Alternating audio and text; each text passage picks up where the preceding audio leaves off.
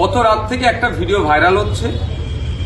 সেই ভিডিওটাকে দেখিয়ে বলা হচ্ছে যাদবপুর এপিসি কলেজে 148 ভাঙড় বিধানসভা ইভিএম মেশিন নাকি পরিবর্তন করে দেওয়া হচ্ছে, সেখান থেকে সরিয়ে দেওয়া হচ্ছে, এই ধরনের কিছু লিখে ভাইরাল হচ্ছে।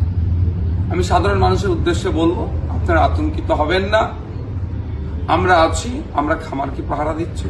বাংলার মানুষকে বলবো, আপনাদের ভয় পাওয়ার কিছু জায়গা নাই, নিশ্চিন্তে থাকুন।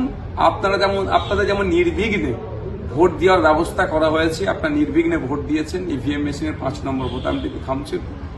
আমি অনেক আগে বলেছিলাম যে আমাদের নেতৃত্বরা আছে, অঞ্চলের নেতৃত্বরা আছে, বিধানসভা নেতৃত্বরা আছেন, তারা খামারটা পাহারা দেবে। এখনো আমি যাদবপুরে আছি, এপিসি কলেজে আছি, প্রতিনিয়ত আমি থাকছি, আমাদের নেতৃত্বরা থাকছে, তারা সজাগ পাহারা দিচ্ছে। এবং এখানে যারা কেন্দ্রীয় বাহিনী আছেন, যারা দায়িত্বশীল আছেন, তারাও যথেষ্ট সজাগ আছেন। সুতরাং ওই ভিডিওটি যাদবপুরের এপিসি কলেজের সাথে কোনো সম্পর্কিত নয়, কোনো সম্পর্ক নয়। বিশেষ করে ভাঙড় বিধানসভার যেখানে ইভিএম মেশিন আছে, ওই জায়গারও একটা ভিডিও নয়। বিভ্রান্ত হবেন না। এই ভিডিও দেখিয়ে হয়তো তৃণমূলের বন্ধুরা কিছু মানুষকে বিভ্রান্ত করতে পারে।